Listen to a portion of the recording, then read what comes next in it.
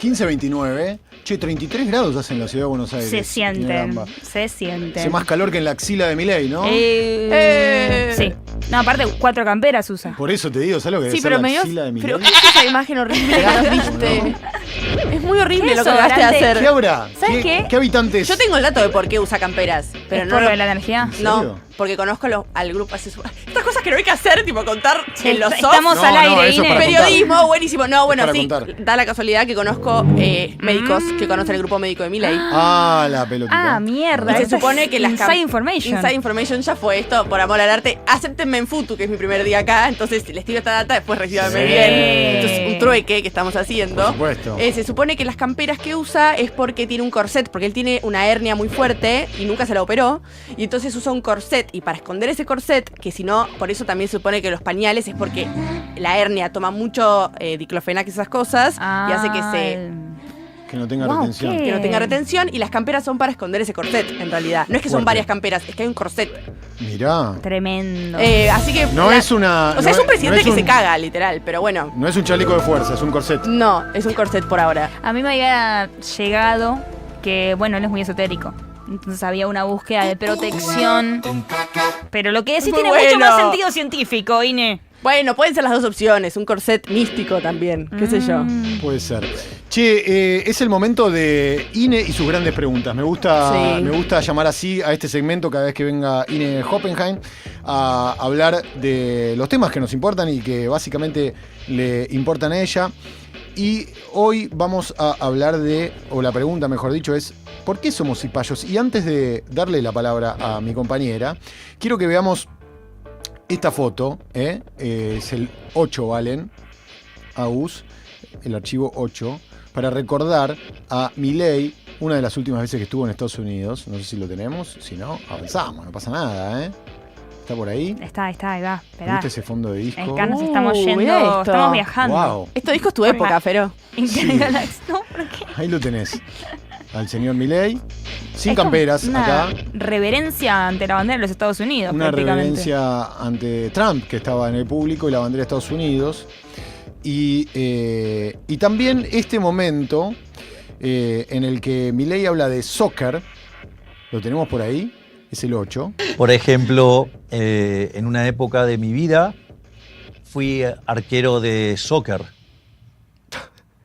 Ese soccer. Y eso, por ejemplo, es un factor país muy del determinante en mi personalidad. Flaco, somos campeones del mundo. 3 estrellas tenemos, O sea, Milei. Messi, Maradona, y vos le decís soccer al fútbol. Pero además, nadie sabe en este país qué es soccer, además. Eso fue por una entrevista a Estados Unidos, hay Claro. que aclararlo, Pero igual. pero igual. Pero igual, amigo, estás hablando en español. Maradona hubiera dicho arquero tenía que ser, ¿no? Sí, arquero tenía la que verdad ser. que sí.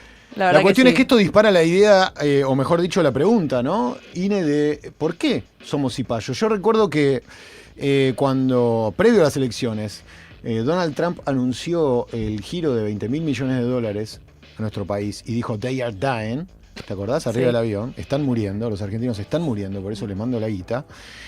Yo realmente, ingenuo de mí, pensé que iba a haber una reacción en la sociedad y iba a decir, no vamos a votar a un tipo que nos va a someter con sus $20.000 millones. Bueno, ocurrió todo lo contrario, ¿no? Sí, de hecho, ganaron las elecciones gracias a eso seguramente. Exactamente. Es- ¿Y qué pasa con eso, Ine? Bueno, en realidad para mí es una pregunta de las que quedan. Hay preguntas en la Argentina, en la humanidad, pero en la Argentina tenemos preguntas no resueltas de hace años, porque esto no es solo Milei. Milei es el de derecha de turno, si se quiere, pero la Total. pregunta de por qué la derecha argentina es cipaya es una pregunta que viene de hace muchísimo tiempo, que de hecho es muy difícil marcar cuándo nos volvimos cipayos. ¿Cuál es el punto en la historia argentina donde nos volvimos cipayos o donde, hagamos una salvedad, la derecha se volvió cipaya? Porque decías Trump, por ejemplo, que muchos lo acusan de ser un Perón de allá, cosa que, bueno, un horror, no se comparte, pero sí la idea de un nacionalismo de derecha. Sí. Hay en muchas partes del mundo nacionalismos de derecha. Sí, claro. De hecho, un poco van de la mano muchas veces. Total. Sin embargo, nosotros no hemos tenido casi ningún presidente de derecha nacionalista. Ni tampoco partidos, y es algo que se escucha. Yo quiero mientras pedirle al chat que vayan diciendo frases y payas, que se acuerden, porque para mí tenemos mucho en nuestro imaginario. La salida está en Ezeiza. Sí, este país de mierda. Sí, acá no hay cultura del trabajo. Qué bien nos hubiera venido que triunfen las invasiones inglesas. Esa la escuché. Esa me hace con... Esa es pero terrible. ¿no la escucharon? ¿Sabés que no? Nunca la tuve. No, mi abuela Juanita, que encima era chilena, en fin. Re con una confusión. Sí, decía, no, este país, si las invasiones inglesas hubieran triunfado, Sí. seríamos Australia. No. Yo la escuché un montón, no solamente de mi abuela Juanita, Mirá. que le mando un beso, no sé si estará en el cielo o en el infierno, igual nos queríamos, pero... La estás matando. No, ya está muerta, no te preocupes. ¿Está bien? Ya no hace falta que la mate porque ya está muerta. Lo que pensaba en relación a lo que decías antes, Sí. de no tuvimos muchas expresiones presidenciales o presidentes que hayan sido nacionalistas de derecha.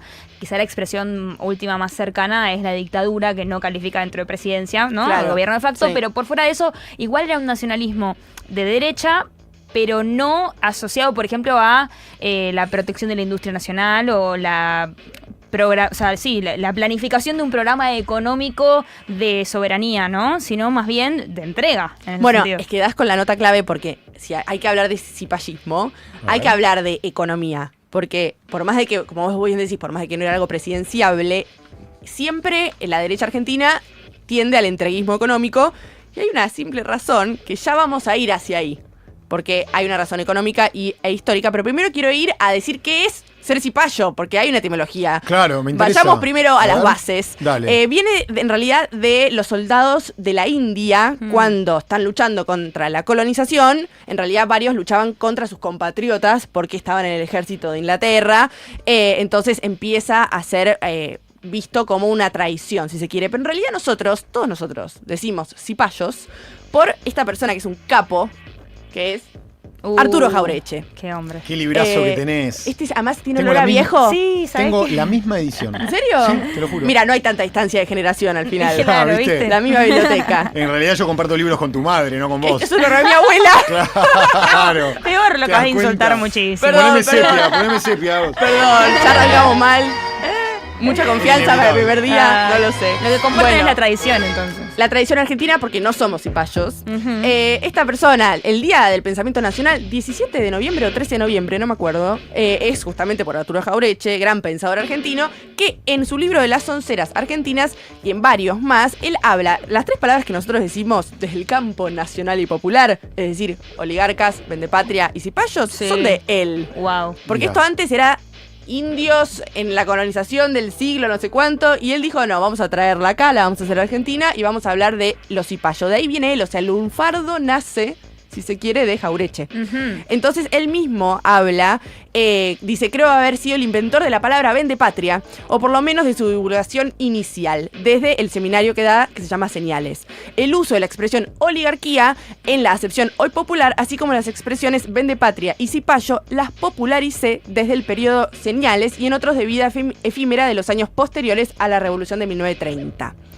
Acá él hace para mí un doble clic en 1930. Jauretche. Jauretche, no, Bien. digo yo, doble clic en Sí, Jauretche, sí. coma 1930. Bien. ¿Por qué hay que hacer un doble clic en A 1930? ver. Porque en ese momento uno se pregunta, si se supone que íbamos a triunfar, Sí. los libertarios muchos dicen, ¿no? En 1900 éramos potencia, ¿qué pasó? Hay que volver Sí. al 1900 cuando éramos el granero del mundo. Sí, que paréntesis, Lo cual es mentira. igual, claro, lo dicen no solamente ignorando la miseria que había en el mayor territorio de Argentina, sino con una estadística de PBI que está mal, o sea, que fue corregida por el Sí. paso del tiempo y es falsa. Es falsa. Bueno, pero más allá de eso, está como esa romantización del éxito argentino hasta 1930 y la idea de, bueno, vinieron los radicales y la década infame es por eso, nosotros vinimos y resolvimos todo. Bueno, sí había pasado algo post 1930, que es que veníamos, se supone bien, porque como después de la Segunda Guerra y demás, o sea, teníamos todo el contexto para sustituir importaciones, Claro. podíamos meterle a la industria nacional porque no podíamos comprar tanto, no podíamos importar, pero teníamos todo para exportar.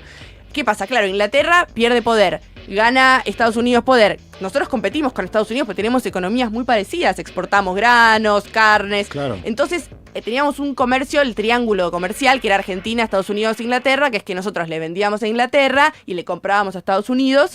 Y entonces entre nosotros tres se mantenía una economía de ese momento. El problema es que hay voy a traer otro libro acá. Que prometo que son los últimos 2 que voy a zafar.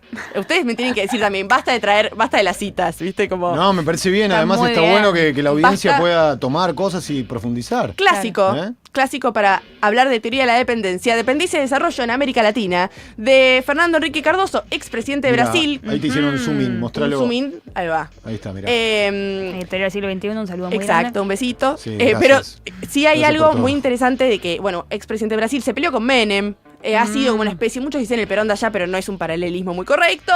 Pero ha sido un socialdemócrata importante, si se quiere, con Enzo Faleto, que como no fue presidente, no lo presento. No, pero fue un analista también, chileno, sobre, por supuesto, teoría de la dependencia. Ellos acaban a relacionar por qué somos cipayos en el sentido de por qué somos tan dependientes de Estados Unidos. Claro. Hoy de Estados Unidos, en su momento de Europa.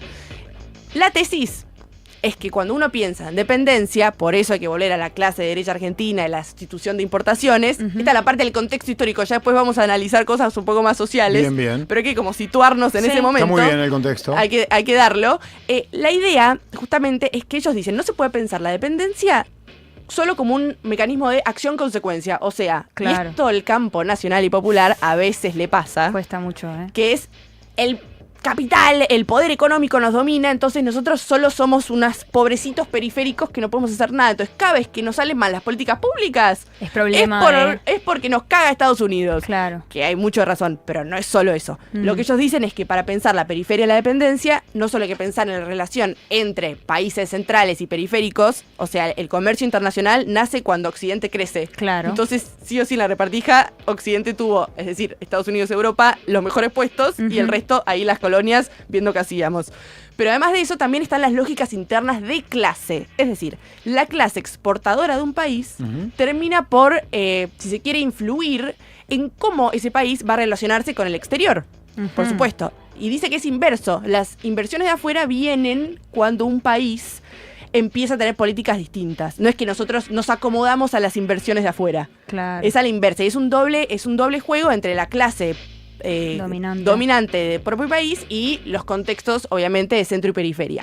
¿Qué pasa con nuestra querida clase dominante? Que nuestra clase dominante oligarca agroexportadora, en un momento del 1930, acordémonos del pacto Roca-Runciman en 1933, digo, hay algo en donde nosotros nos subsumimos a Inglaterra para que Inglaterra nos compre a nosotros. Teníamos, ¿se acuerdan de la guerra de la carne? El conflicto de la carne que empieza en el 1930, sigue como hasta el 50, que son los criaderos contra los invernaderos. Bueno, vienen los frigoríficos a la Exacto. Argentina y justamente los frigoríficos eran todas empresas extranjeras, amigos de los dueños de los latifundios, que son un par de familias, nada más.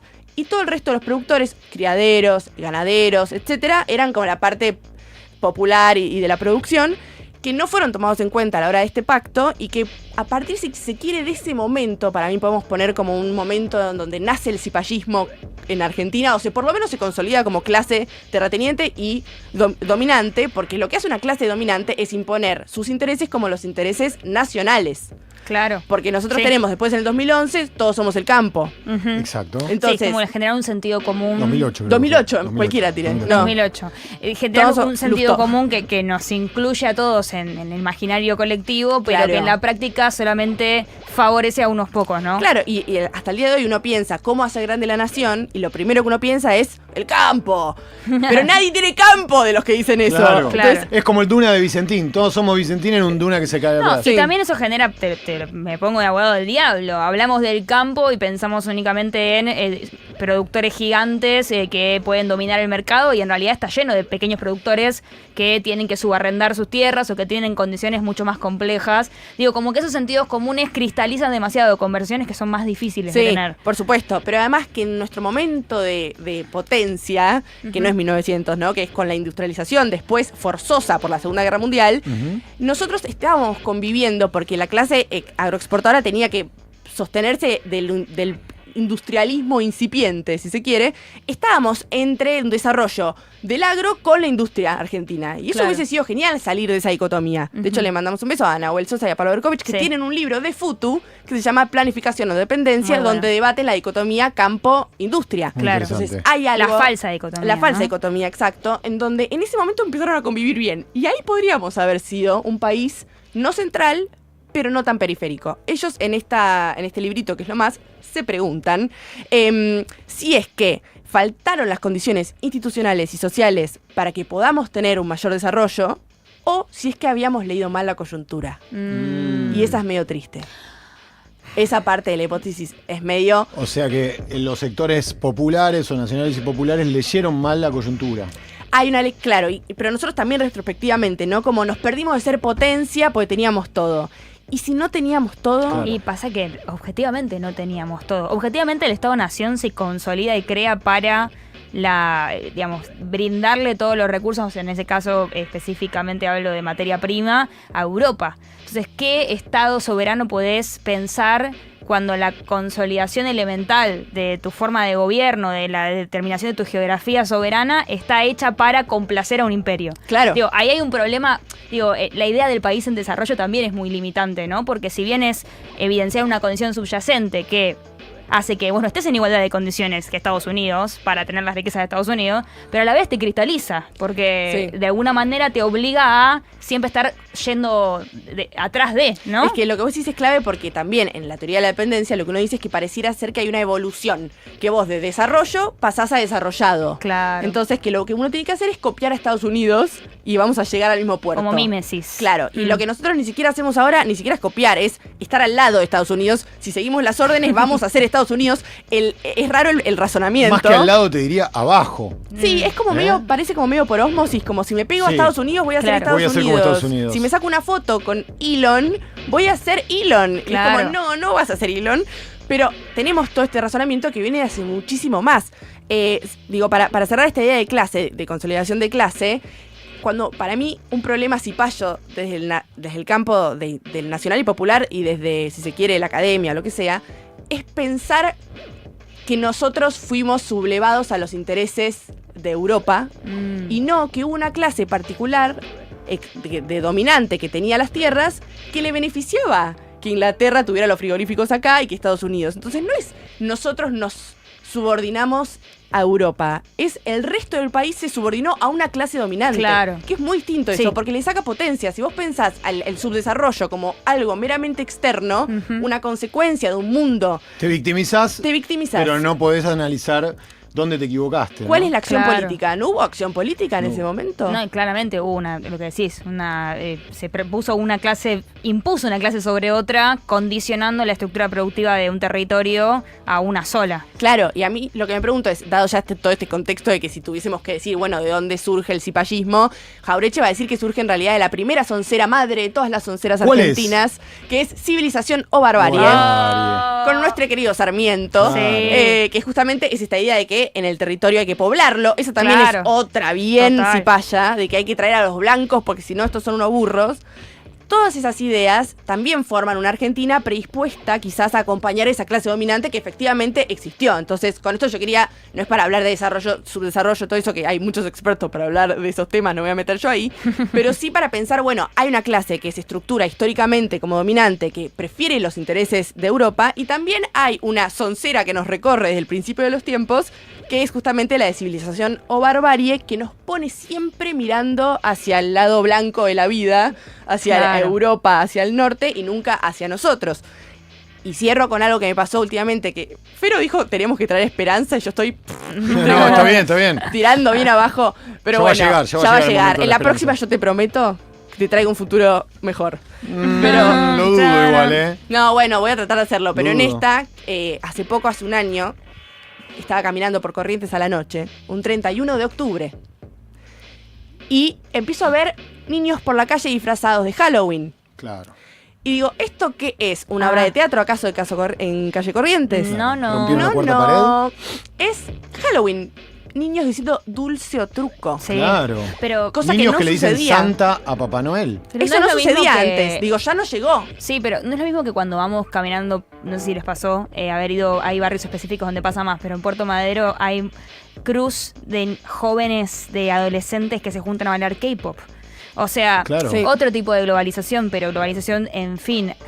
Hay como una fina línea entre el bagaje cultural que te puede traer la globalización Sí. y una colonización subjetiva que se puede dar, que a mí lo que me pasa es que en el caso del cipallismo y más de este gobierno, no sé, Fero, si vos lo vivís así, yo siento que ellos implementan una política exterior, no solamente de sublevación total, ahí están las bailarinas de K-pop en Puerto Madero. Mirá qué rápidos. Sino que no es solamente, bueno, política exterior, vamos a hacer todo lo que Estados Unidos diga, sino que casi que reproducen como una mímesis de la estética yankee, como para ser parte de algo, ¿no? Como ellos dicen, bueno, si nuestro branding de Casa Rosada, los logos se ven todos igual que los de Casa Blanca, quizá llamemos más su atención, sientan que hablamos el mismo lenguaje, que tenemos algo en común.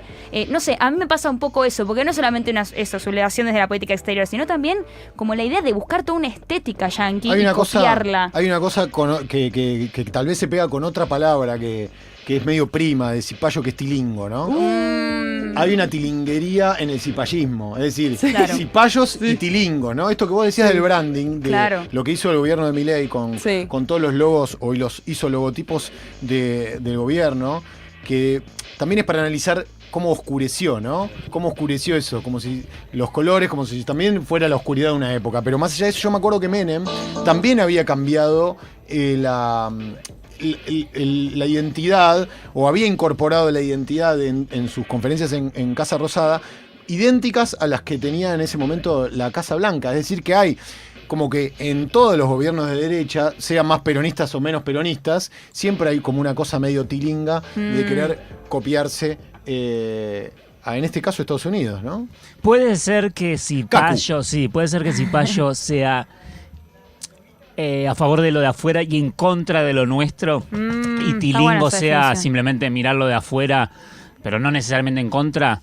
Sí, como Cipallo yo entrego, lo mío es una basura, lo de afuera es lo que vale. En cambio el tilingo es, esto lo hacen en otro lado, yo también lo quiero hacer. Bueno, para mí un ejemplo de lo que vos decís muy bueno de Cipallo es, tenemos el video de Neura no quiero adelantar nada, la verdad, porque Pelealo. Tremendo, diciendo tenemos que vender las Malvinas. ¿Por qué no? Ah, perfecto. Sí. Es vender 1 millón de tierras. Yo te explico lo que pasa. Y espérame, Ale, perdóname. Sí. Y esto no es un invento mío. Pasa en Francia, pasa en Inglaterra, pasa en Estados Unidos, pasa en España. Vos no podés comprar 1 millón de hectáreas en estos países. Yo no te las van a vender. No entiendo el por qué le pones un sello si es extranjero o no. Y si es porque es Argentina. Vos no podés vender la tierra de Argentina indiscriminadamente en cantidades. Yo creo que hay cosas que se responden con el corazón directamente. Vos no venderías 1 millón de hectáreas en Argentina a un extranjero. Ni loco. Vos sí, flaco. Sí. Vos sí. Pero pará, entonces, si viene el gobierno de Inglaterra y paga los metros cuadrados de las Malvinas, se las damos. El gobierno de Inglaterra le dice, bueno, muchachos, le debo 50.000 millones de dólares por las Malvinas. Vos la agarrás. ¿Es negocio? Sí. Si es negocio, lo pienso. No, pero hay cosas que las tenés que responder con el corazón. Es Argentina. No, tengo los huevos llenos del corazón. Ese es el problema. Igual, Bueno, difícil, ¿no? Qué es difícil. negocio. Igual es ilegal. No, pero importante decirlo. pero- Hay una ley de tierras en la Argentina que limita la pertenencia en manos extranjeras a, ya te voy a decir, el porcentaje tal igual cual. en un par de provincias nos pasamos, se supone. ¿Cómo? Según el último informe del CONICET, en un par de 15%. provincias nos pasamos de ese límite. Es que es muy posible. El último informe del CONICET, ese está bueno para traerlo Está otro muy día, bueno. pero digo, lo que muestra es que ya hay bastante más en cada territorio. Hay toda una discusión ahí sobre la soberanía de las tierras y las decisiones que tienen los gobiernos provinciales versus la injerencia del gobierno nacional, pero la cuestión es que hay una ley de tierras sancionada en 2011 que pone un límite claro y dice no más del 15% de las tierras rurales, porque obviamente son tierras que tienen fines productivos, en manos extranjeras. Digo, y es sorprendentemente, una ley que este gobierno quiere modificar. Bueno, como la ley de glaciares, todo lo que sea sacarle lo que sería una regulación nacional a un espacio natural, ellos van y dicen, esta es la mía. Es por acá. Es por acá. Totalmente. Si es negocio, lo dijo el chico, es negocio. La ley de glaciares que se va a empezar a debatir en estos días, la semana que viene probablemente. Seguro que uno de estos espacios de conversación va a ser sobre la ley de glaciares, porque me parece que es un tema muy importante y que está pasando un poco por abajo del radar, porque quizás hay otros temas que son más potentes o más vendibles, como la ley laboral, la ley de reforma penal juvenil también. Sí. Pero la ley de glaciares es muy importante porque compromete obviamente el futuro de de todos, ¿no? Sí, todos, y del agua dulce que en unos años va a ser disputada. Por Lewis y Benetton. Sí. ¿Tiene Hoppenheim algo más para decir de tu columna, sino el espacio de conversación que propusiste? Me sigo preguntando por qué seguimos, ya que el mundo cambió, ya que la economía está transicionando, ya que vamos a un mundo se supone multipolar y demás, ¿por qué seguimos sosteniendo una categoría de una clase particular, que tiene las tierras del siglo pasado? Me pregunto, lo dejo abierto, ¿por qué seguimos sosteniendo ese modelo si la economía quizás puede transformarse con la tecnología y con la disputa del mundo bipolar? Hacia dónde iremos es una incógnita y no sé por qué nosotros seguimos sosteniendo esas banderas que no nos pertenecen. Y abajo los tilingos, estoy de acuerdo con vos. Abajo los tilingos, ojalá encontremos la forma de despegarnos de ese cipallismo que nos acompaña de Sarmiento para acá, podríamos decir, o incluso de antes. Yo me acuerdo que Belgrano se disputaba un poco ideológicamente con su padre, que era parte de los monopolistas de Cádiz, que no quería producir la tierra acá, sino que quería vender las materias primas para que las produzca España. Bueno, viene desde allá y esto va a seguir, así que tendremos temas para charlar. Sí. Vamos a escuchar un poquito de música, vamos a descansar. Dale. Y ya después viene la parte de la despedida. Bien, perfecto. Baby Shambles, Nothing Comes to Nothing. Apa.